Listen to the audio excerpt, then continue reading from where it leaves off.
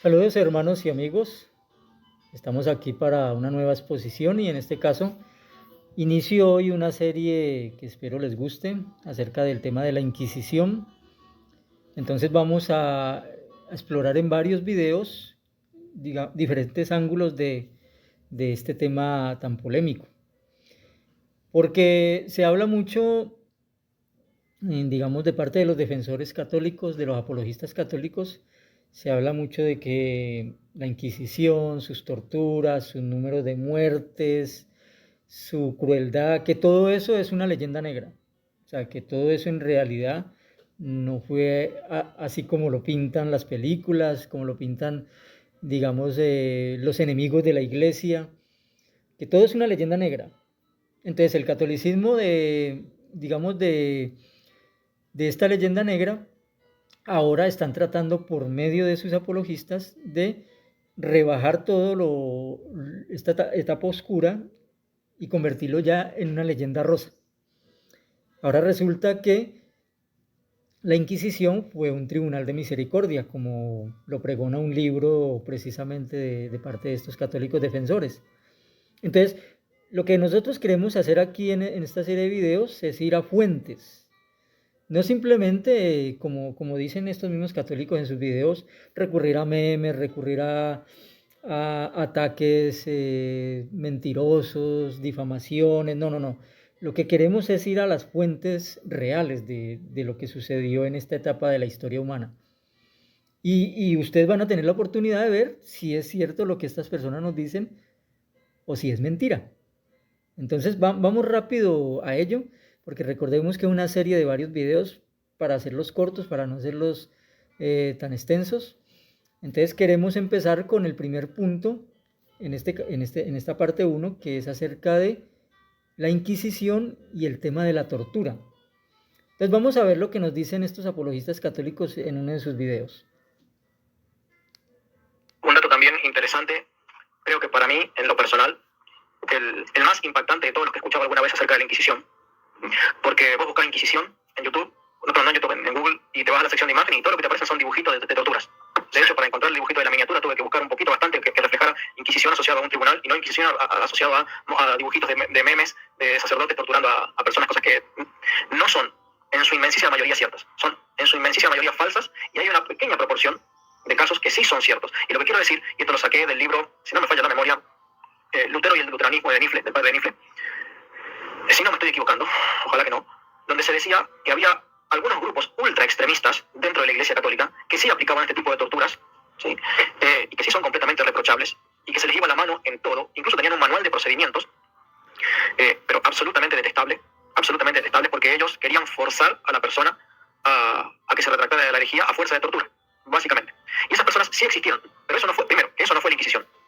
Esos fueron verdaderos, uno diría satanistas, porque así lo declaró públicamente la Iglesia. Cuando la Iglesia se enteró de todo eso, lo primero que hicieron fue juzgarlos, excomulgarlos y pronunciar la siguiente sentencia: estas personas tienen un hogar más satánico que aquellos que pretenden juzgar. Es decir, la posición oficial de la Iglesia hacia aquellas personas que cometían tal clase de atrocidades y torturas, porque una cosa es decir, mira, este es un falso profeta, la Biblia dice que hay que matarlo. Bueno, yo personalmente no estoy de acuerdo con eso, pero la Biblia dice que hay que matarlo. O sea, si tuviéramos que aplicar la ley del Antiguo Testamento, hay que matarlo. Bueno, matarlo, cortarle la cabeza. Pero estas personas no hacían eso, lo torturaban y lo torturaban y lo torturaban de la forma más satánica posible. Y la Iglesia dijo eso: estas personas no pueden seguir siendo católicas, y excomulgó a las personas, prohibió su manual de procedimientos bajo la sentencia de estas personas. Y estos procedimientos son más satánicos que las personas que están juzgando. ¿Y sabes lo que pasó con esas personas, padre? Se hicieron protestantes y fueron a formar parte del manual de procedimientos de la Inquisición protestante. Y de allí nunca los excomulgaron. Exactamente, los necesitan. Bueno, hay bastante tela para cortar de este pequeño segmento de lo que nos dicen estos sacerdotes. Bueno, uno es sacerdote, el otro no, el otro es un apologista católico. Entonces, a grandes rasgos, lo que nos dice primero el apologista católico es de que esa tortura cruel no existió en la Iglesia Católica, en la Inquisición, que eso fue, en su inmensa mayoría, es falso. Lo de la tortura, que es falso según él. Segundo punto, que aquellos que practicaron esa tortura, digamos de manera cruel, en realidad fueron muy poquitos y fueron apartados de la Iglesia Católica. Fueron condenados por la Iglesia Católica e inclusive que se volvieron protestantes, dice él. Que esos manuales fueron prohibidos por la Iglesia Católica. Bueno, vamos a ver qué tan cierto es todo lo que nos dice el apologista y el sacerdote. Entonces, empecemos con el tema de la tortura. ¿Cómo nace el tema de la tortura en la Inquisición?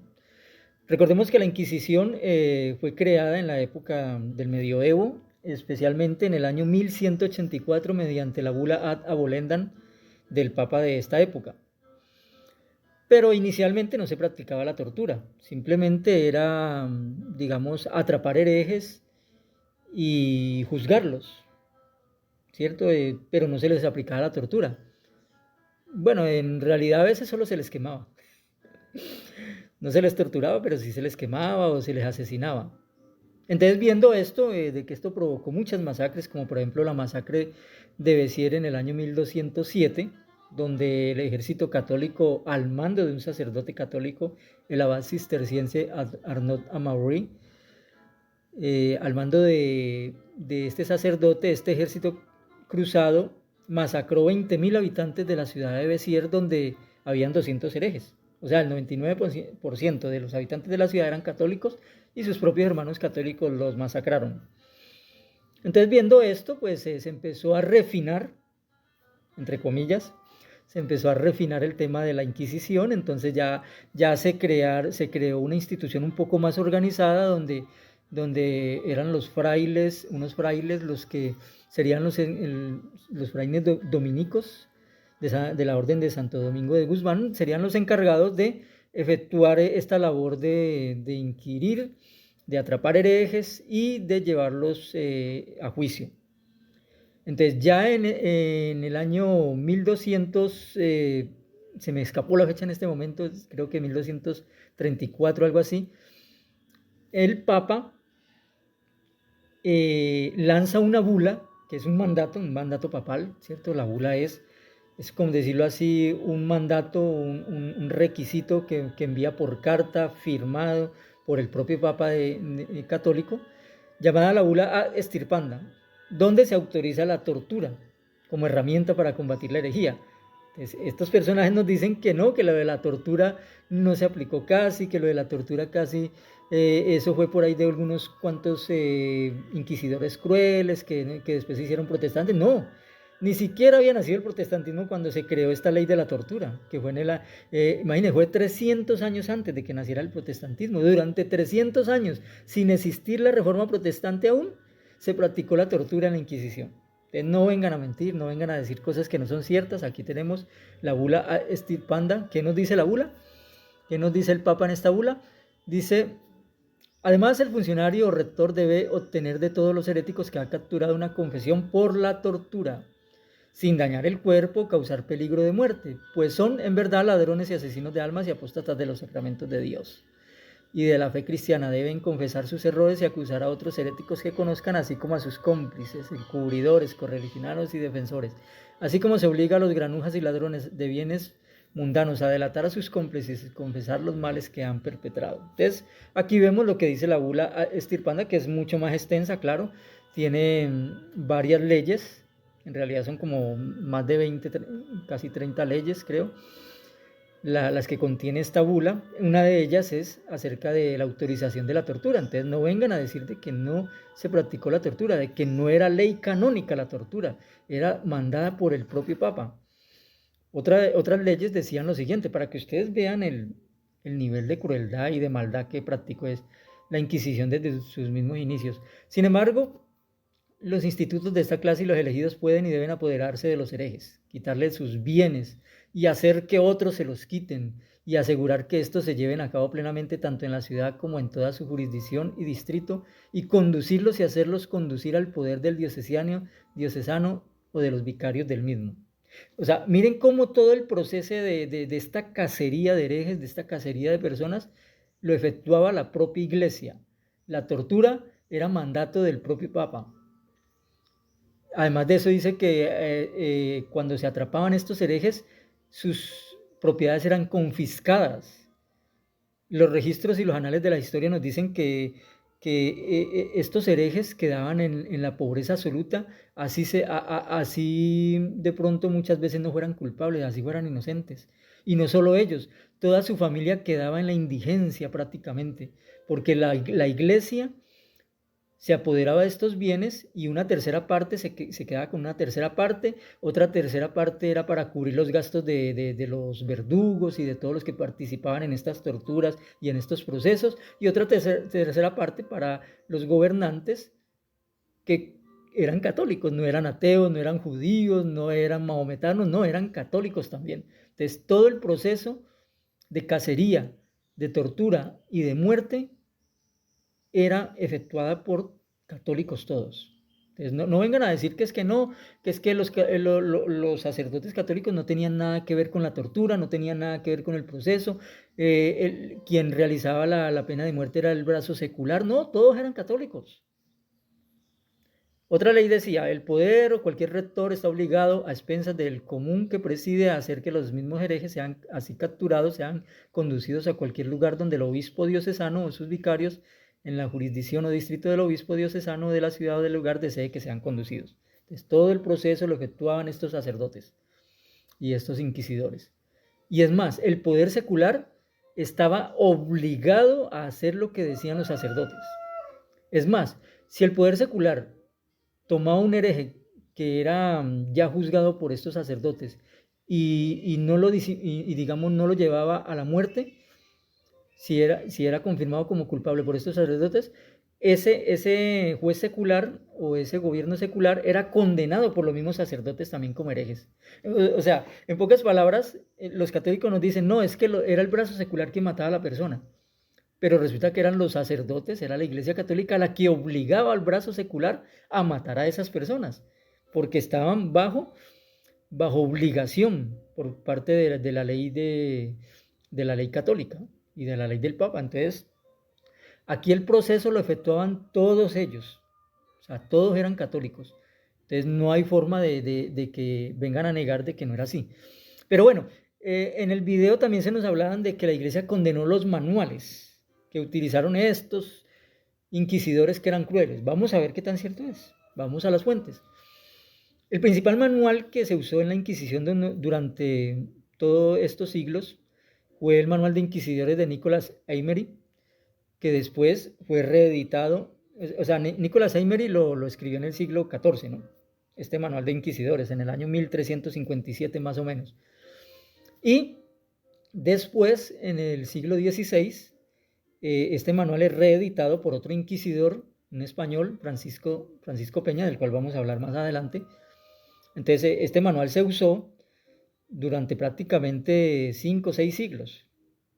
Entonces, vamos a ver si fue condenado, vamos a ver si lo usaron solo algunos inquisidores que eran crueles y malvados. Pero vamos a ver primero qué habla de la tortura del manual de inquisidores, que era el manual oficial de los inquisidores, que fue aprobado por el mismo Papa. El capítulo 5, porque es que, vea, yo les muestro estas capturas y estas citas y todo, y el capítulo de dónde está y todo, para que ustedes se puedan cerciorar de ellos y puedan confiar en que es información verificable. Porque por ahí en un comentario, en otro video, me dijeron, ya deja de publicar chismes de la Iglesia Católica, eso no lo hizo la Iglesia Católica. No, les estoy dando fuentes reales, esto no son chismes. Este libro existe en los museos y este es el capítulo 5 de ese libro. Vamos a ver qué dice de la tortura. Bueno, se da tormento al reo para premiarle a la confesión de sus delitos. Las reglas que se han de observar para poner en cuestión de tormento son las siguientes. Entonces, el manual habla un capítulo específicamente de la tortura, entonces no vengan a negar la tortura. Se da tormento lo primero al reo que varía en las circunstancias, negando el hecho principal. Lo segundo al que está notado de hereje, y siendo pública esta nota tiene contra sí, aunque no sea más que un testigo que declare que le oyó o vio decir o hacer algo. Bueno, aquí ya vemos varias cosas que rayan en la iniquidad. Primero, el usar la tortura. O sea, digamos, somos conscientes, y esto lo usan mucho los apologistas católicos, de que durante siglos los gobiernos humanos han utilizado la tortura como arma de disuasión y como arma de castigo. Bueno, por delitos de asesinato, de violación, de esto, de aquello. Pero una cosa es que lo usen los gobiernos, que al fin y al cabo muchas veces ni siquiera tienen principios morales.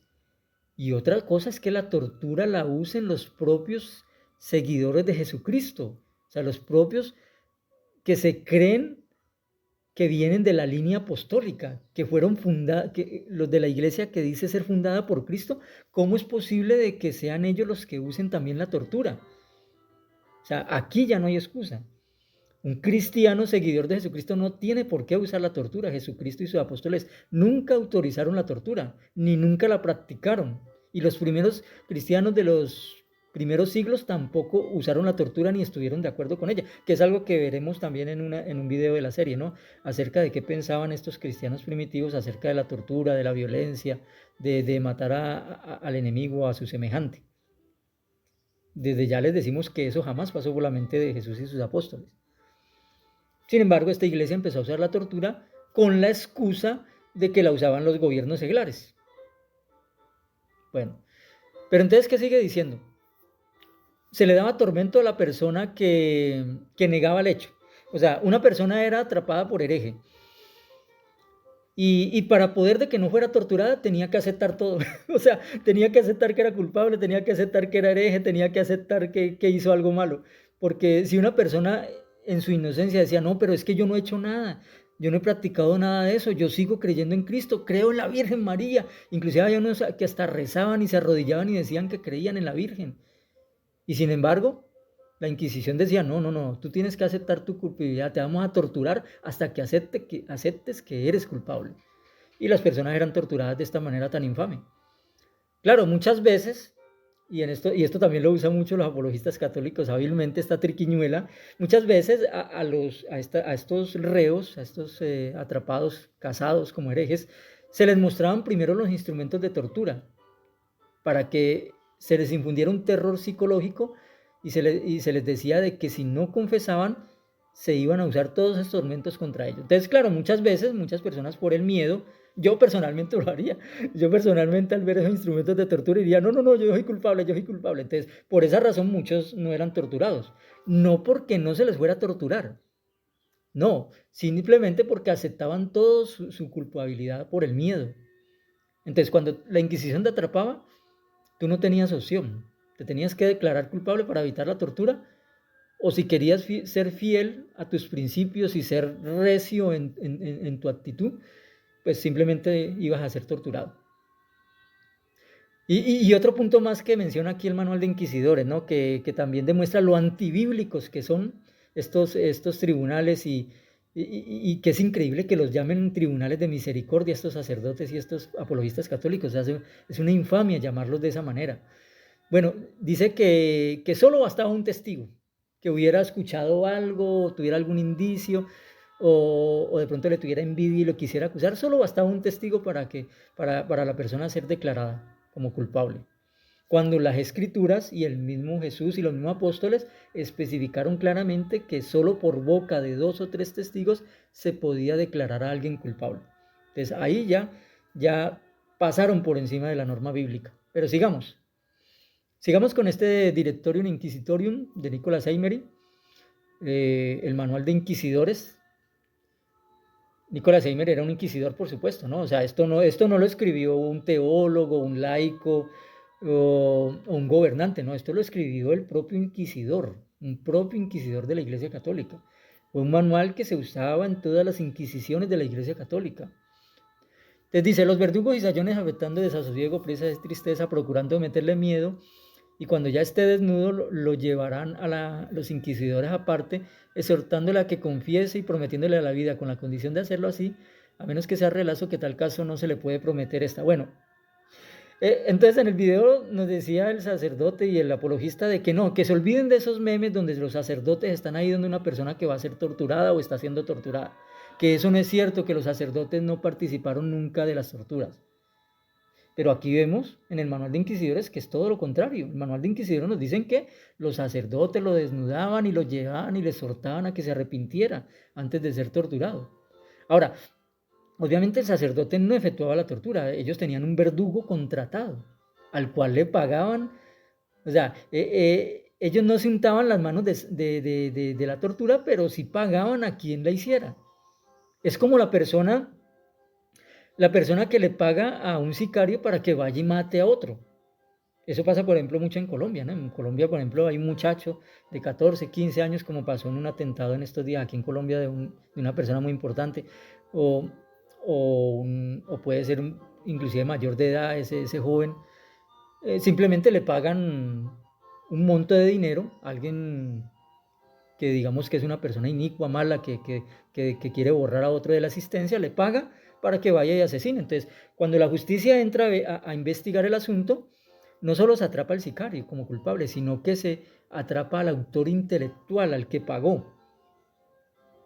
Porque el autor intelectual también es igual o inclusive se considera en la ley más culpable que el mismo sicario. Porque al fin y al cabo el sicario es una persona que lo hace por dinero.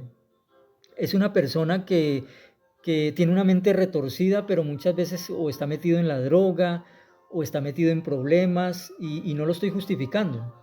Es culpable y es una persona que será juzgada por Dios también. Pero quien es más culpable es el actor intelectual, porque el actor intelectual no lo hace por dinero, lo hace por maldad, lo hace porque quiere borrar de la existencia a su enemigo, al que considera que está en contra de lo que cree.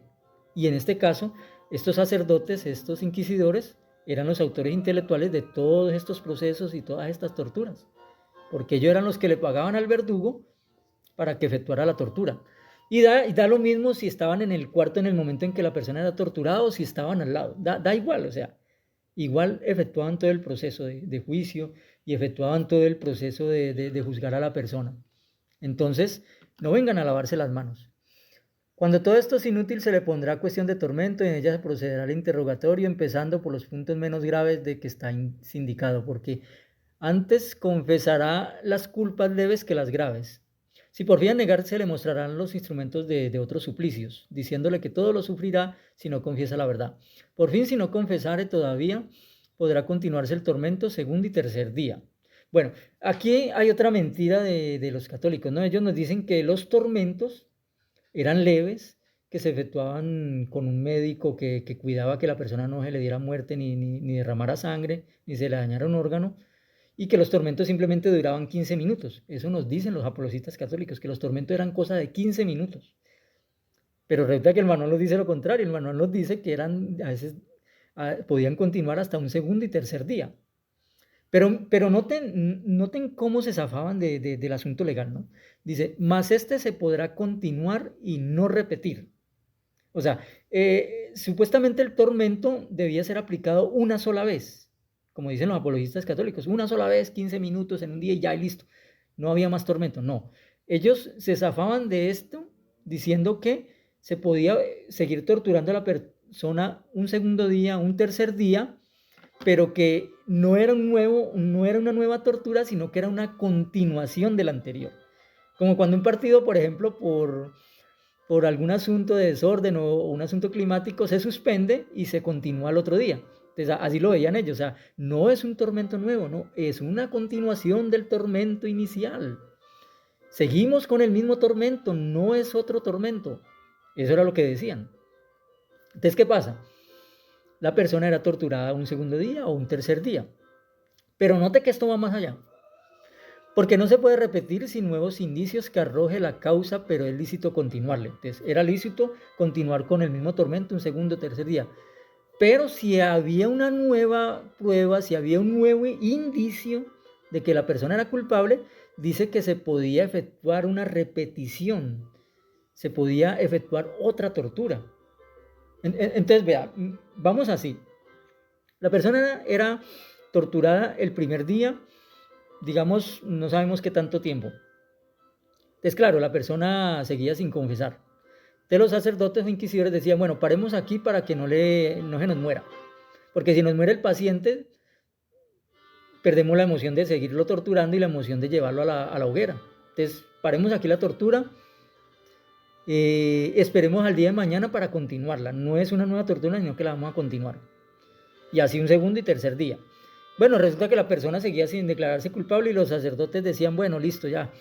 ¿Qué podemos hacer si tengámoslo ahí todavía de prisionero porque no hemos podido confirmar, no hemos podido hacer de que confiese? Entonces resulta que algún indicio, se buscaban por ahí un testigo falso, un testigo envidioso, una persona que dijera, no, yo lo vi por ahí con unas maticas de cilantro. No, yo lo vi por ahí haciendo una hoguera en el bosque. Listo.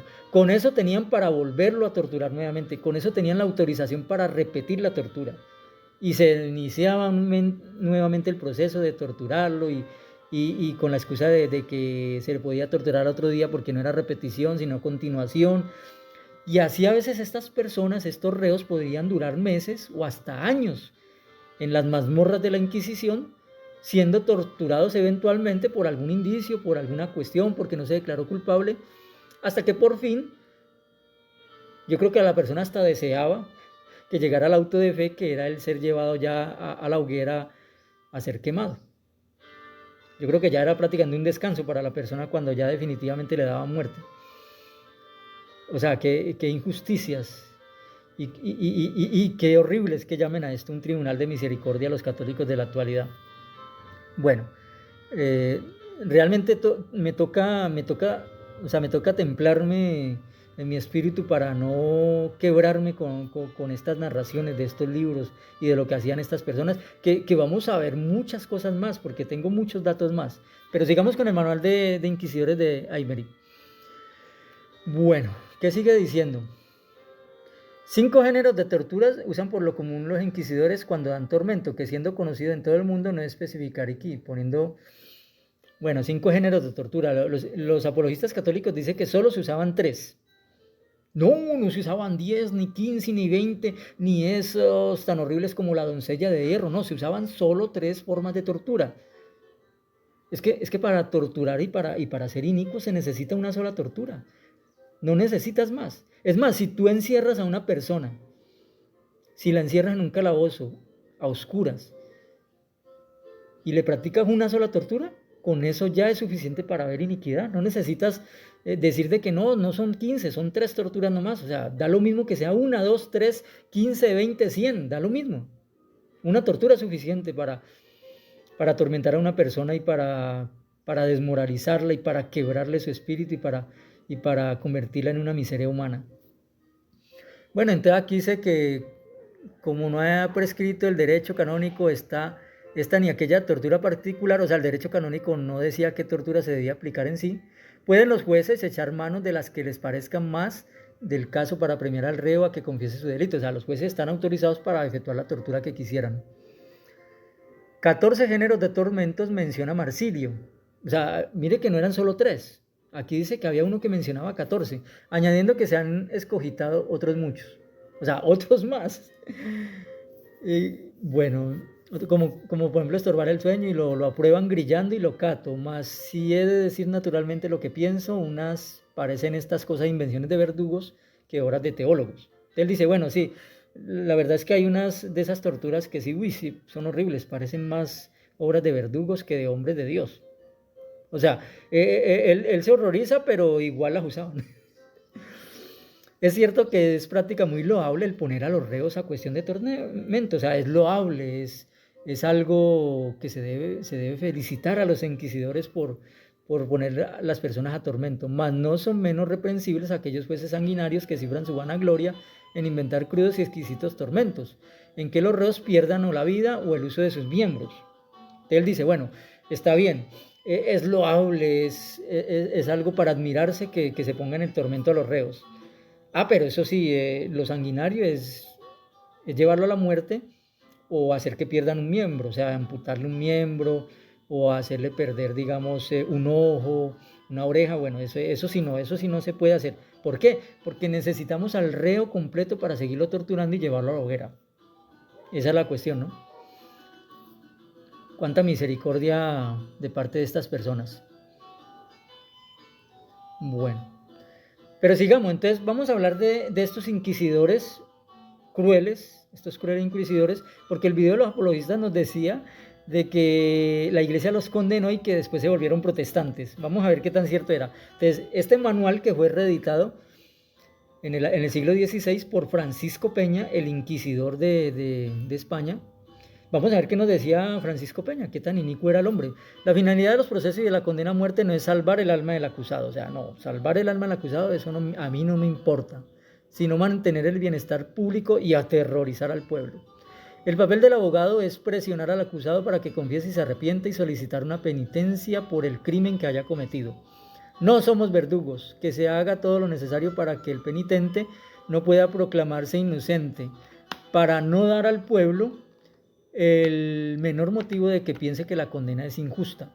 Aunque sea lastimoso enviar a la hoguera a un inocente, alabo la costumbre de torturar a los acusados. Bueno, juzguen ustedes qué tan inicuo era este inquisidor, qué tan malo era. Pero vamos a ver si se volvió protestante, si la Iglesia Católica la condenó, como dicen estos apologistas en sus videos. Vamos a ver qué pasó con Francisco Peña en su vida. A finales de 1570, Francisco Peña Calvo era consejero de la Embajada Española en Roma, y el rey Felipe II lo eligió para formar parte del Tribunal de la Rota de Roma por la Corona de Aragón. Prueba de su influencia y prestigio es también el hecho de que en 1578 se le encargó la revisión y reedición del Manual del Inquisidor, lo que estamos mencionando, ¿no? Él revisó este manual del siglo XIV y lo reeditó. O sea, prueba de que se seguía usando. Fue muy bien considerado entre los diferentes papas que se sucedieron. O sea, los papas aprobaron este manual de tortura. Mientras estuvo en Roma, siendo incluso nombrado por Sisto V, patricio y senador romano, además de prior de San Bartolomé de la Sanz y de capellán de su santidad el Papa. O sea, aquí vemos de que no se volvió protestante, no lo condenó la Iglesia, al contrario, por su crueldad y su uso de los tormentos en su sistema inquisitorial, fue promovido por los papas, fue promovido por el Papa a patricio y senador, y a capellán de su santidad el Papa. ¿Dónde está ese cuento que nos decían ahora los apologistas, el apologista y el sacerdote, de que se volvieron protestantes y la Iglesia los condenó? Aquí vemos a grandes rasgos fechas digamos, de la vida de este inquisidor. Y como vemos al final, vamos al final porque nos decían el católico y el sacerdote y el apologista católico nos decían que estos inquisidores crueles se volvieron protestantes o la Iglesia los condenó sus manuales. Vamos a ver qué tan cierto es. Dice, el Papa Sisto V lo nombra patricio y senador romano. Le conceden el título de prior de San Bartolomé de Calasanz y capellán de su santidad. Edita en Roma y en latín la vida y el proceso de canonización de San Diego y al final de su vida dice, interviene como juez apostólico, delegado y promotor en el proceso de canonización. No, o sea, aquí no se ve que se haya vuelto protestante, no, siguió siendo católico de cepa y protegido del Papa y promovido por el Papa inclusive a grandes puestos. Entonces, estos inquisidores crueles para nada se hicieron protestantes y para nada fueron condenados por la Iglesia. Y sus manuales se usaron durante la Inquisición durante todos estos siglos y fueron reeditados varias veces. No fueron prohibidos como nos decía este personaje ahora. Vamos a ver otro inquisidor, porque alguien podría decir, bueno, pero ese es un caso y los demás. Bueno, hablemos de Conrad de Magdeburgo, año 1180, ¿no? Nació casi a la par de la Inquisición este inquisidor, probablemente cerca de Marburgo, Turingia, fallecido el 30 de julio de 1233, cerca de Marburgo. Fue el primer inquisidor papal de Alemania. O sea, estamos hablando del siglo XII, siglo XII y XIII, cuando Alemania no era todavía protestante, no había reforma. Esto fue 300 años antes de la reforma protestante. Fue el primer inquisidor papal en Alemania, cuya excesiva crueldad lo llevó a la muerte. En 1214 el Papa Inocencio III le encargó que continuara su cruzada contra los albigenses, una secta cristiana herética que florecía en Europa occidental. Los esfuerzos de Conrado dieron como resultado una sucesión sangrienta de masacres. Entonces aquí tenemos esta joya de inquisidor, ¿no? Una joya de inquisidor. ¿A cuántas personas no masacró y no mató este inquisidor? Bueno, pero ¿qué sucedió entonces con este inquisidor cruel y despiadado? ¿Lo condenó la Iglesia Católica? Porque ahí dice que murió gracias a su crueldad. Vamos a ver qué fue lo que sucedió. Pero este inquisidor, Conrad de Marburgo, no actuó solo. Él tenía dos compañeros a su lado, llamados Juan el Tuerto y otro Conrado, que lo acompañaban en todas sus correrías de muerte y desolación. Eran dos personajes, dos católicos también que lo ayudaban. Vamos a ver un poquito más sobre lo que nos dice la crónica de Ward Martin de 1231. Este es un documento que también está en los museos para que no vean que es algo inventado. Vamos a ver qué nos dice este documento acerca de estos dos personajes y de Conrad de Magdeburgo, del inquisidor. Dice, estos dos comenzaron entre los pobres diciendo que podían reconocer a los herejes. De hecho, Juan el Tuerto, el que solo tenía un ojo, pues obviamente era tuerto, ¿no? Es redundante lo que dije ahí.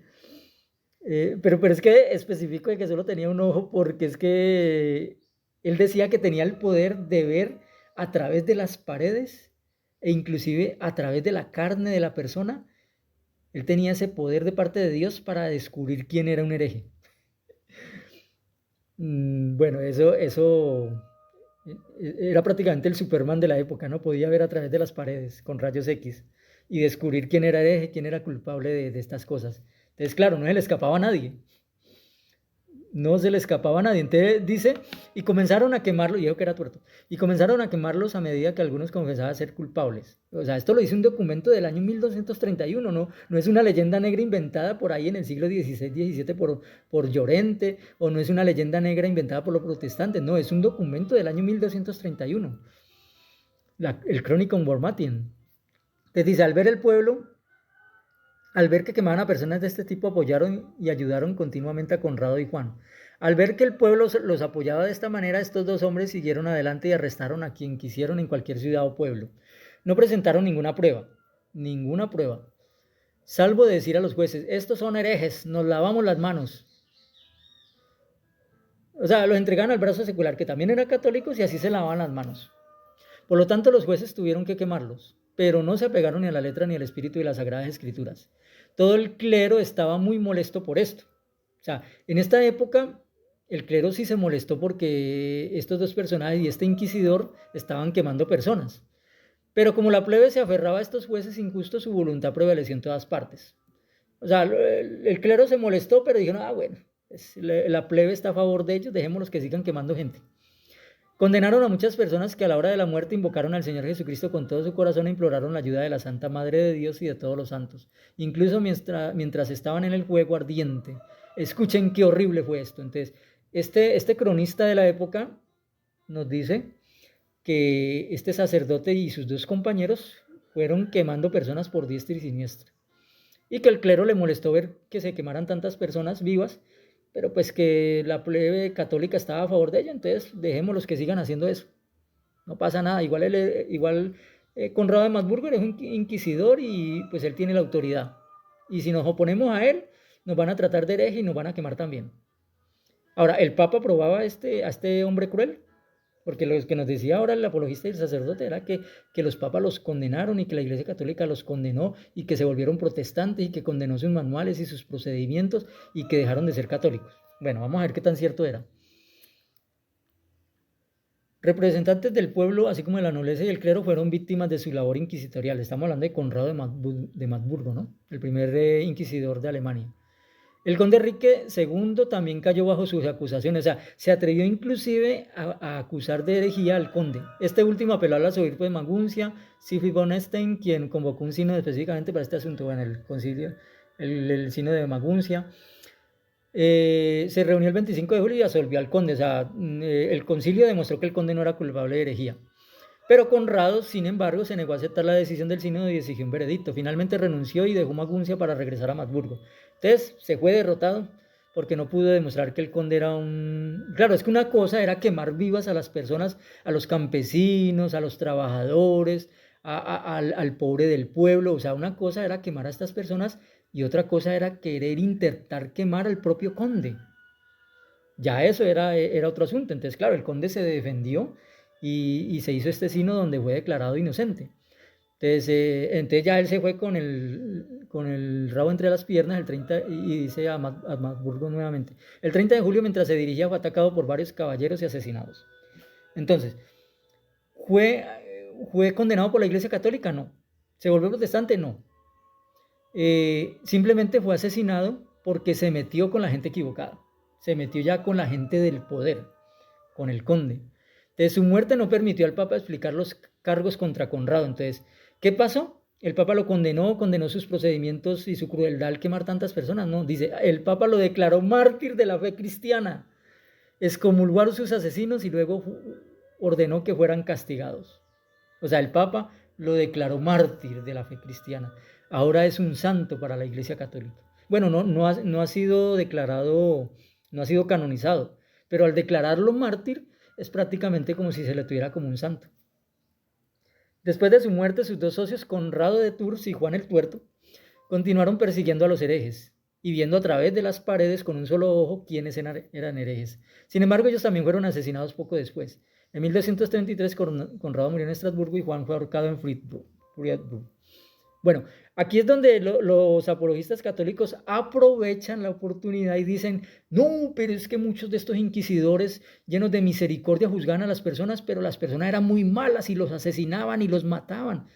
Sí, pero ¿por qué fueron asesinados estos tres inquisidores? Fueron asesinados porque iban de pueblo en pueblo, de ciudad en ciudad, quemando personas vivas.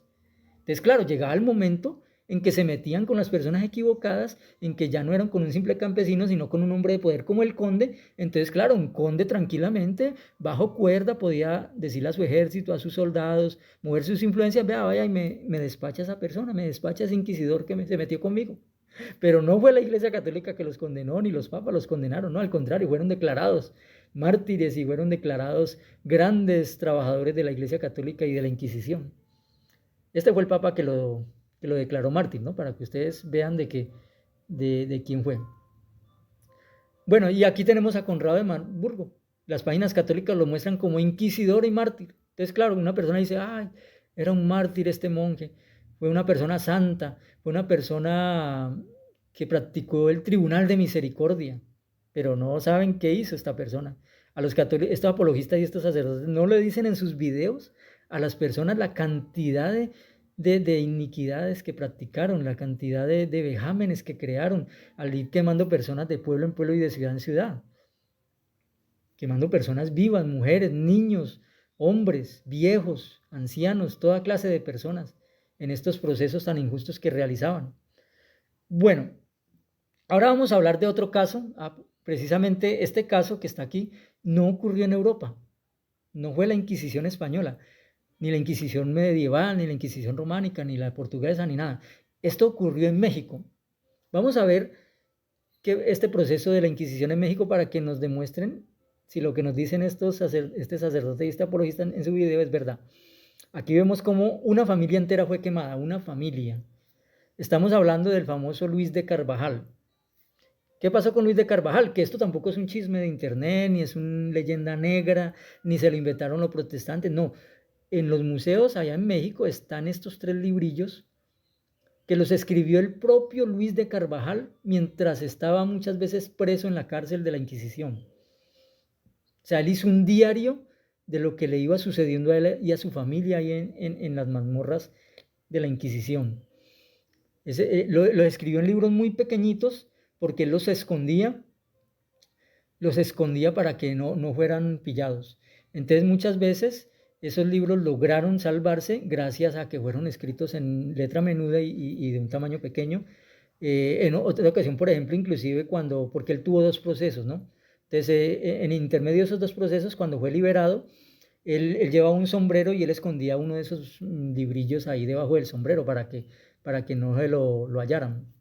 Bueno, ¿qué sucedió con Luis de Carvajal y su familia? Resulta que fueron procesados por la Inquisición y fueron torturados. Fueron él, su tío, la mamá, las hermanas, o sea, casi toda la familia completa de él fue procesada. Se le quitaron sus bienes, se le expoliaron todo se hizo contra él y su familia. ¿Por qué? ¿De qué era culpable Luis de Carvajal y su familia? Eran culpables de ser judíos. Resulta que ellos, cuando estuvieron en España y Portugal, ellos fueron judíos que por amenaza de muerte, porque en España se les amenazó de muerte a los judíos, que si no se convertían al catolicismo se tenían que ir y dejar todas sus posesiones. Entonces muchos judíos les tocó obligatoriamente hacerse católicos, pero bajo cuerda seguían siendo judíos. Entonces muchas veces cuando los lograban pillar, se les llamaba marranos a estos judíos que se hacían católicos. Se les pillaba de que estaban fingiendo, entonces eran o expulsados o eran llevados a la Inquisición y quemados en la hoguera. Entonces, claro, muchos de estos judíos les tocó huir de España y de Portugal. Entonces, muchos llegaron a México. Estoy tratando de abreviar la historia para no cansarlos con tanta historia. Entonces, llegaron a México. Este fue el caso de Luis de Carvajal y su familia. Entonces, cuando en México se dieron cuenta de que habían huido por ser judíos conversos de España y Portugal, entonces la Inquisición aquí los atrapa nuevamente. O sea, no se les dejaba en paz ni en el lugar donde vivían, sino que de donde se les expulsaba, sino que también a donde iba se les perseguía y se les condenaba. Entonces, resulta que cuando esta familia fue atrapada, miren lo que hicieron estos, o sea, estos sacerdotes inicuos de la Inquisición, que da pena ver cómo estos apologistas y católicos los defienden en las redes. Resulta que ahí en las mazmorras de la Inquisición estaba en una de las cárceles, estaba Luis de Carvajal, y en otro de los y en otra parte, en otra celda, estaba su mamá. Entonces, ¿qué hacían estos para obligarlo a confesar y a delatar a otros de su propia familia? Viendo pues los tiranos, esto lo escribió de su propia pluma y letra, viendo pues los tiranos que todavía negaba, determinan de darle tormento y trajeron a la mansa cordera para este efecto, bajando los jueces inicuos por delante y su escribano y alcaide y portero, teniendo el verdugo en el aposento del tormento con una mortaja y capirote blanco, cubierto desde la cabeza hasta los pies. Mandaron luego desnudar a la paciente oveja para tender sus carnes honestas sobre el burro del tormento. O sea, aquí Luis de Carvajal está describiendo la tortura de su propia madre, que atando sus brazos y piernas a él y retorciendo en las argollas de hierro los mecates cruelísimamente, le apretaban haciéndole dar dolorosísimos gemidos, los cuales todos estaban oyendo. Hincado de rodillas en su cárcel, Joseph, bueno, voy a explicar aquí porque creo que es un documento que es de hace 500 años y es difícil de leer y a veces, además es poético, ¿no? Él lo escribió, él tenía muy buena prosa y muy buena poética. Bueno, él para escribir estos manuscritos, para no ser, si el manuscrito era hallado, para no ser incriminado, él usó un seudónimo. Él se hizo llamar José Lumbrera, o el Lumbroso, José el Lumbroso, José el Lumbroso. Este seudónimo lo usó en honor a José, el hermano, el hijo de Jacob, José el Iluminado, por decirlo así, en pocas palabras, ¿no? Entonces él, aludiendo a ese personaje bíblico, se hizo llamar José Lumbrera. Y así escribió estos libritos bajo ese seudónimo. Entonces él describe lo que está ocurriendo, pero bajo su seudónimo. Claro, él no va a decir yo soy Luis de Carvajal, porque si el libro era hallado, se le incriminaba por haber escrito el libro y ahí sí se le condenaba a la hoguera. Entonces él dice, está describiendo los tormentos que le están aplicando a su mamá en una celda adyacente. Le apretaban haciéndole dar dolorosísimos gemidos, los cuales todos estaban oyendo, incluyendo él.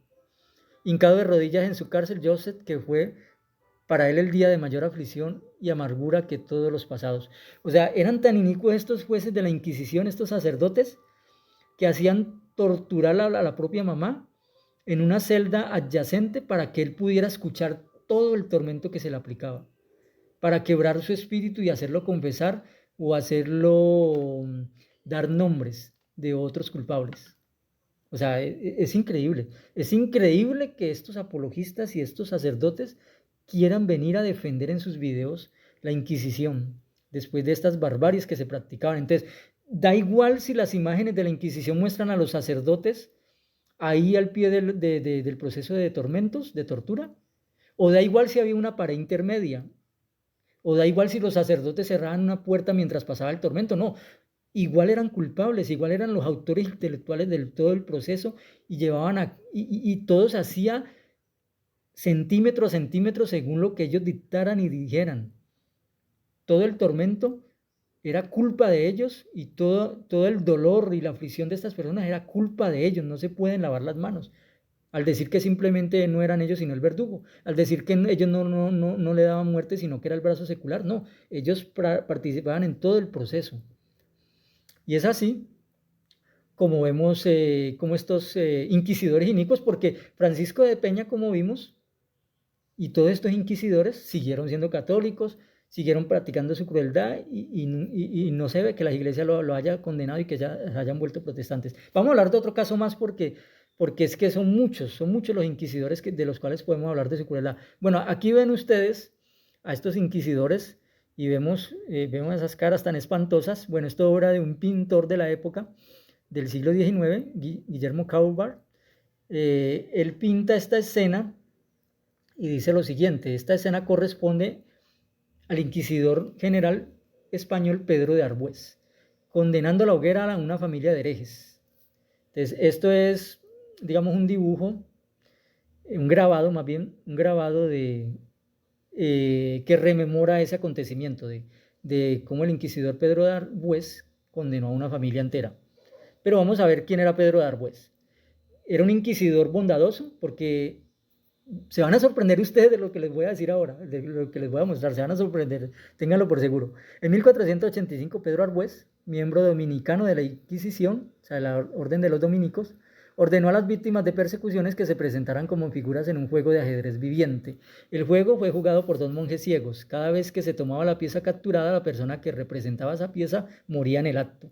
O sea, este inquisidor era tan macabro, o sea, era tan inicuo, tan malo, que como era aficionado al ajedrez, él cuando realizaba estos procesos inquisitoriales, digamos, para su regodeo, para su satisfacción, ordenaba que fueran colocados los reos como figuras de ajedrez. Y entonces él empezaba a jugar su macabro juego de ajedrez con estas personas vivas. Y cuando entonces en un movimiento una persona era capturada, tal como la pieza de ajedrez, digamos un peón o algo así, un alfil, entonces esa persona se le daba muerte, hoguera, horca, no supe en realidad qué método se usó, pero se le daba muerte. O sea, ¿puede haber algo más inicuo que este juego? O sea, esto prácticamente lo hacían eran los nazis en la Segunda Guerra Mundial, de jugar con la vida de las personas, de practicar estos juegos macabros. Hasta los nazis yo creo que se asombraban de ver lo que hacía este inquisidor. Y sin embargo, miren lo que pasó con Pedro de Arbués. Vamos a ver. El proceso contra los asesinos. Bueno, primero voy a explicar el cuadro que vemos ahí, el asesinato de Pedro de Arbués. Resulta que Pedro de Arbués, mientras estaba rezando en una de sus capillas, llegaron unos asesinos contratados por alguien con el que él se metió. Recordemos que estos inquisidores a veces eran asesinados no porque la iglesia los condenara, no porque fueran crueles según el clero, no, sino porque se metían con las personas equivocadas, y esas personas que a veces tenían poder los mandaban a asesinar.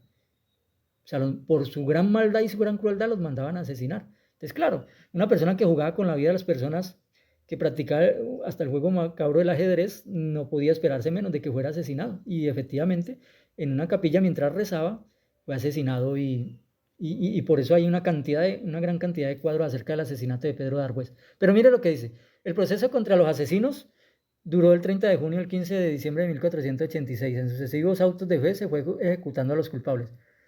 Bueno, entonces dos se suicidaron, otro acabó arrastrando en la calle decapitado y descuartizado, les cortaron la mano, o sea, la venganza por la muerte de este inquisidor fue bárbara, y los demás murieron en la hoguera junto a otros relajados. O sea, no fue que el Papa y la Iglesia Católica dijeron, no, era un inquisidor muy cruel, lo condenamos. No, al contrario.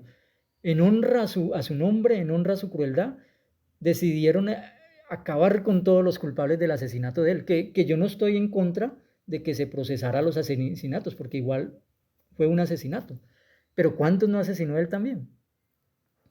Y listo, dice: quemados en efigie, otros 12. Las represalias duraron hasta 1492 y alcanzaron a casi todas las familias conversas de Aragón.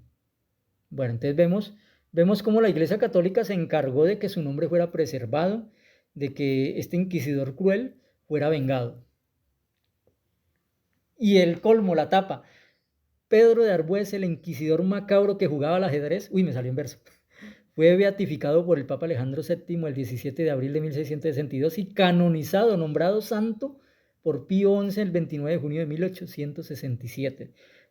Sí, señoras y señores, este inquisidor macabro no fue condenado por la iglesia ni se volvió protestante, como dicen estos apologistas en sus videos. No, fue canonizado, fue nombrado santo, y en nuestros días tiene capilla y los católicos van y le rezan a este asesino. Sí, señores, los católicos van y se arrodillan ante estos asesinos inquisidores para pedirles milagros y para rogarles. Es increíble hasta dónde llega esto, ¿no? Y todo se los estoy mostrando por medio de documentos de la época. No estoy recurriendo ni a páginas protestantes ni a leyendas negras, no. Les estoy mostrando los propios documentos.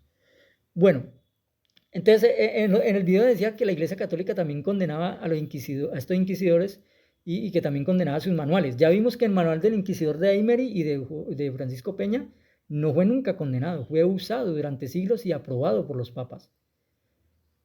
Ahora, resulta que en el siglo XV, este otro inquisidor llamado Henry Kramer, junto con Joseph Springer, crearon un manual llamado el Maleus Maleficarem o el Martillo de las Brujas, que era un manual donde se mostraba todo lo que eran las brujerías, cómo cazar las brujas, qué practicaban, cómo se les debería juzgar y cómo se les debería llevar a la muerte.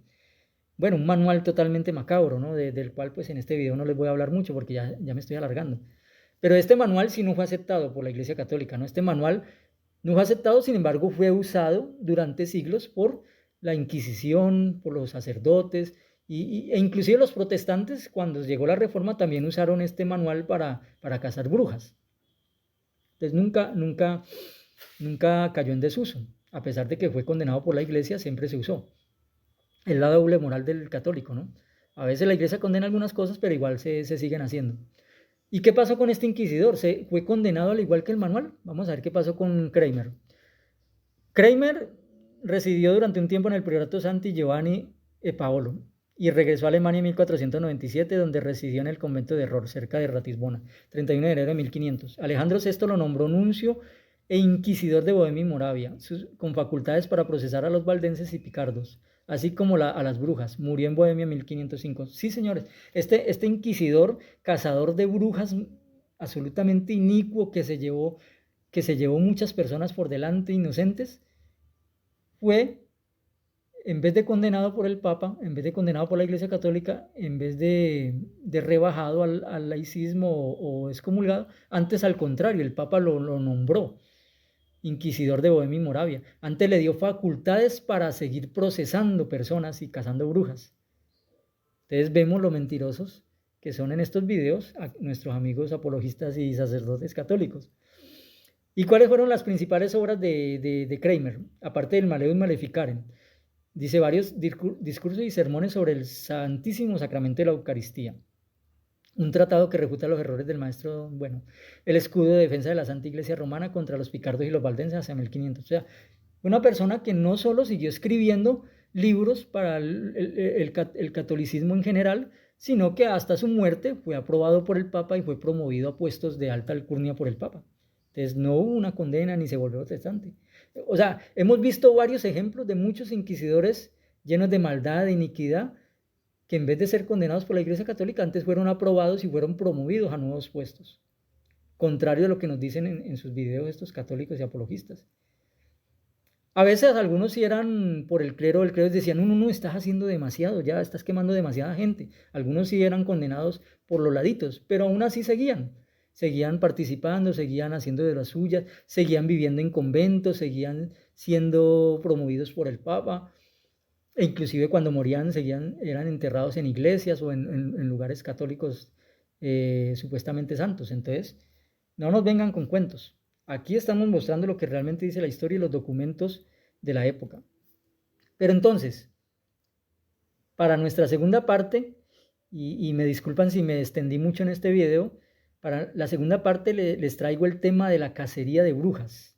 ¿Cuál fue el papel de la Iglesia Católica en la cacería de brujas? Es cierto que lo de la leyenda negra, que la Iglesia Católica en realidad no mató tantas brujas, que fueron muy poquitas, y que los que mataron muchas brujas fueron los protestantes y no los católicos, que fueron más sangrientos los protestantes que los católicos. O sea, eso es lo que vamos a responder en nuestro segundo video. Entonces, los espero hasta la próxima.